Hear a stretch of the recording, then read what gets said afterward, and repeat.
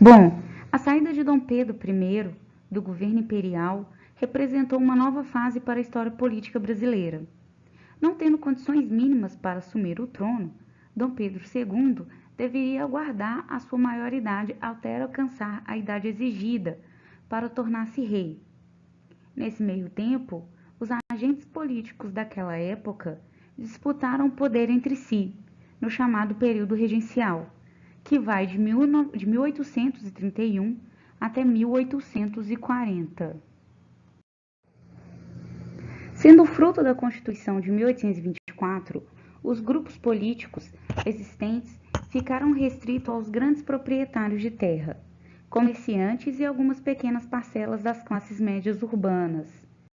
Em meio às reuniões e debates que aconteciam para a organização da ordem regencial, temos o aparecimento de três grupos políticos mais importantes aqui no Brasil, que são os liberais moderados, os liberais exaltados e os conservadores. Bem, os restauradores eram aqueles que acreditavam no retorno de Dom Pedro I ao poder. Ficaram conhecidos também como caramurus ou conservadores. Os moderadores representavam os setores mais conservadores, que defendiam irrestritamente o poder monárquico e a manutenção da estrutura política centralizada. Este grupo ficou conhecido como chimangos. E também temos os exaltados, que acreditavam que a ordem política deveria ser revisada, no sentido de dar maior autonomia às províncias. Os liberais exaltados, homens de várias origens que ficaram conhecidos por jururubas ou farroupilhas. Com a morte de Dom Pedro I, o cenário político reduziu-se às agitações dos moderados exaltados. Mesmo sendo transitória, a regência acabou sendo marcada por vários levantes e rebeliões, que evidenciaram a precária hegemonia do Estado brasileiro. No ano de 1834, tentando aplacar o grande volume de revoltas, os liberais conseguiram aprovar o Ato Adicional de 1834, que concedia maiores liberdades às províncias.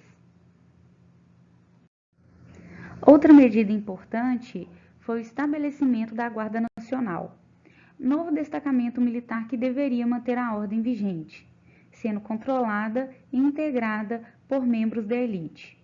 A Guarda Nacional acabou tendo seu poder de fogo monitorado por grandes proprietários de terra, que legitimavam o desmando e a exclusão social, política e econômica que marcaram tal contexto. Após a repressão promovida pelos moderadores, foi realizada uma série de reformas visando deter o movimento revolucionário.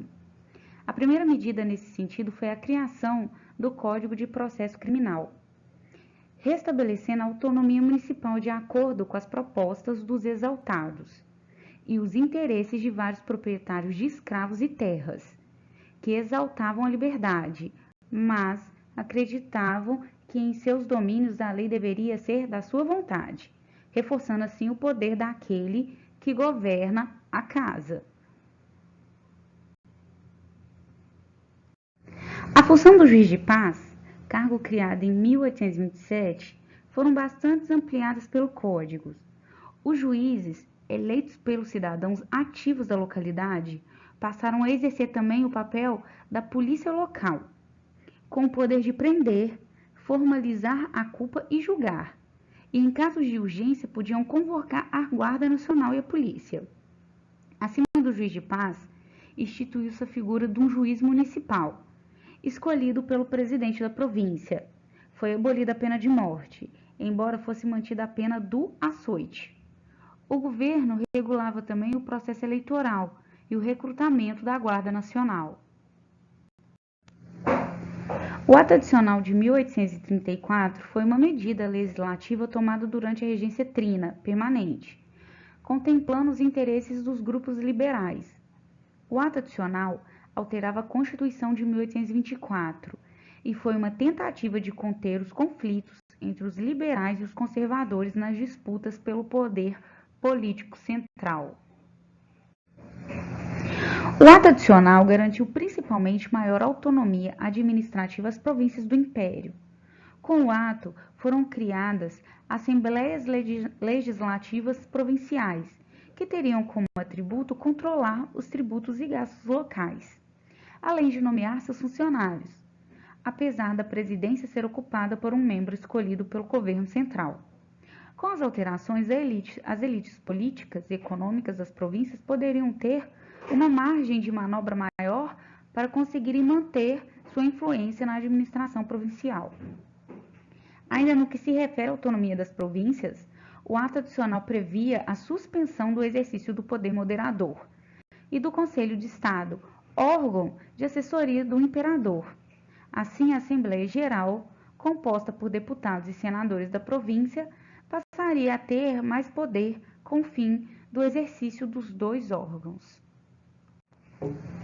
Atendendo às medidas previstas no ato adicional de 1834, foram feitas eleições para que o novo governo chegasse ao poder. Superando a concorrência liberal, Diogo Antônio Feijó tornou-se regente, com um total de 2.826 votos. O baixo número de eleitores refletia a exclusão política e a falta de representatividade das instituições políticas na época. Mesmo tendo alcançado a maioria dos votos, o governo de Feijó foi obrigado a resistir a diversas manifestações oposicionistas. Até mesmo os liberais moderados, que eram aliados naturais de Feijó, acusaram o governo de tolerante e indeciso. Além disso, os problemas de saúde de Feijó colocavam em xeque a estabilidade governamental. Neste mesmo período, o interesse em se desenvolver uma estrutura fundiária cafeeira intensificou a participação das elites neste quadro político. As tendências políticas daquela época se agrupavam entre progressistas de tendência liberal e os regressistas, partido de orientação conservadora formada pelos grandes donos de terras, comerciantes e funcionários públicos. No governo de Feijó, o dilema da representação política e da centralização de poderes abriu espaço para a deflagração de diferentes revoltas. No ano de 1835, a ocorrência da cabanagem no Pará e da farroupilha no Rio Grande do Sul expressou a tensão entre os diferentes interesses políticos da época. Ao invés de dar abertura às tendências liberais, as conturbações do período fortaleceram as alas conservadoras, que exigiam a estabilidade sociopolítica necessária para satisfazer o interesse das elites agrárias do país. Fisicamente impactado e desprovido de consistente apoio político, Feijó decidiu renunciar ao cargo de regente em 1837. Antes de abandonar o cargo, ele nomeou o senador pernambucano Pedro de Araújo Lima como titular na pasta do Império. Ao tomar essa atitude, Feijó colocou Araújo Lima como substituto direto ao cargo de regente. Com o fim do avanço liberal, foi a vez dos regressistas assumirem o poder, começando assim o regresso conservador. São feitos projetos para centralizar o poder novamente. Há um aumento de violência para reprimir as revoltas. Foi aprovada a lei interpretativa do ato adicional que anulava as medidas anteriormente aprovadas para descentralizar o poder. E o Brasil sofria naquele momento uma crise de autoridade. As várias rebeliões causavam medo na população e na elite, e não havia uma figura de líder ou autoridade real para controlar a situação. Os progressistas desejavam voltar ao poder e acabar com a crise de autoridade. Então prepararam um golpe para antecipar a maioridade de Dom Pedro II, que foi chamado o golpe da maioridade. O golpe da maioridade não existe resistência de nenhuma das partes. Então, em 1840, acaba o período regencial e tem início o segundo reinado no Brasil. A cabanagem foi uma revolta popular extremamente violenta, ocorrida de 1835 a 1840 na província do Grão-Pará. A rebelião tinha como objetivo a independência da região. A abdicação de Dom Pedro I e a ascensão do governo regencial estabeleceram a deflagração de um movimento iniciado em 1832. Naquele ano, um grupo armado impediu a posse do governador nomeado pela regência e exigia a expulsão dos comerciantes portugueses da província. No ano seguinte, Bernardo Lobo de Souza, novo governador nomeado, administrou o Pará de maneira opressiva e autoritária. Dessa maneira, abriram-se tensões e as possibilidades de uma nova revolta imperial. Em 1835, um motim organizado pelo fazendeiro Félix Clemente Malcher e Francisco Vinagre prendeu e executou o governador Bernardo Lobo de Souza. Os rebeldes, também chamados de cabanos, instalaram um novo governo, controlado por Malcher. Francisco Vinagre, líder das tropas do novo governo, se desentendeu com o novo governador. Aproveitando do seu controle sobre as forças militares, tentou tomar o governo, mas foi preso pelo governador. E, em resposta, Antônio Vinagre, irmão de Francisco, assassinou Félix Clemente Malcher e colocou Francisco Vinagre na liderança de um novo governo. Nessa etapa, Eduardo Argelim, líder popular, ascendia entre os revoltosos. A saída da elite do movimento causou o enfraquecimento da revolta. Tentando aproveitar dessa situação, as autoridades imperiais enviaram o almirante britânico John Taylor, que retomou o controle sobre Belém, capital da província. No entanto, a ampla adesão popular do movimento não se submeteu à vitória imperial. Um exército de 3.000 homens liderados por Argelim retomou a capital e proclamou um governo republicano independente. O governo agora, controlado por Argelim, abria possibilidades para a resolução dos problemas sociais e econômicos que afligiam as camadas populares. No entanto, a falta de apoio político de outras províncias e a carência de recursos prejudicou a estabilidade da República Popular. Sucessivas investidas militares imperiais foram enfraquecendo o movimento cabano e em 1836 Eduardo Argelim foi capturado pelas autoridades do governo imperial.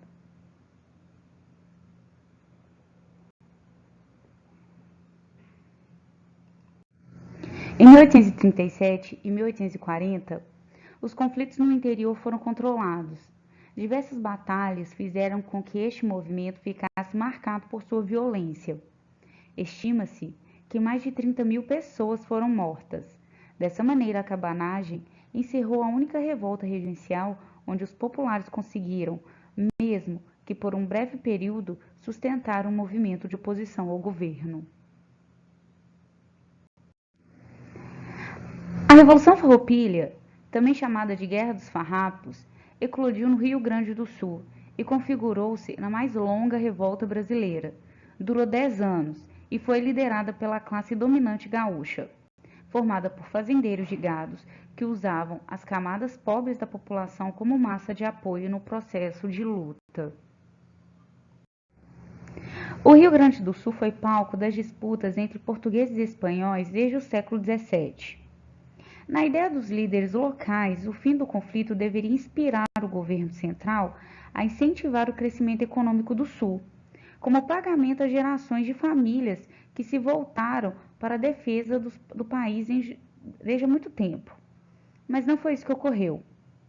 E a partir de 1821, o governo central passou a impor a cobrança de taxas pesadas sobre os produtos rio-grandenses, como a charque, a erva mate, o couro, o sebo, a graxa, entre outros.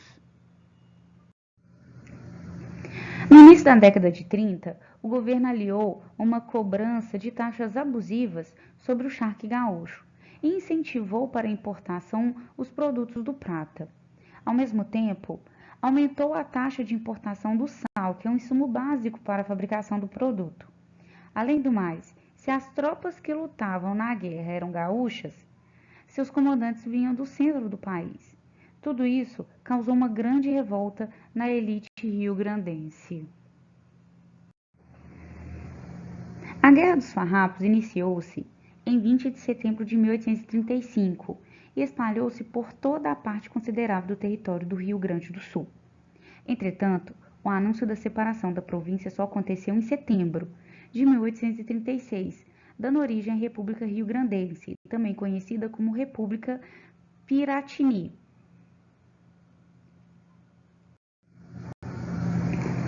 A Guerra dos Farrapos teve como líder o estanceiro Bento Gonçalves, que inclusive foi o presidente da República Rio-Grandense por algum tempo. Outros nomes importantes foram o do italiano Giuseppe Garibaldi e o do militar Davi Canabarro. Ambos foram responsáveis por levar a guerra contra o Império para a província de Santa Catarina, fundando lá a República Juliana, em julho de 1839. A República Juliana, no entanto, teve curta duração, pois essa região foi retomada pelo governo imperial em novembro do mesmo ano.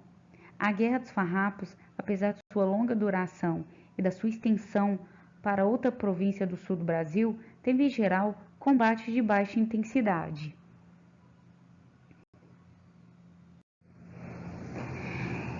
Isso é perceptível, pois ao longo de 10 anos, cerca de 3 mil pessoas morreram.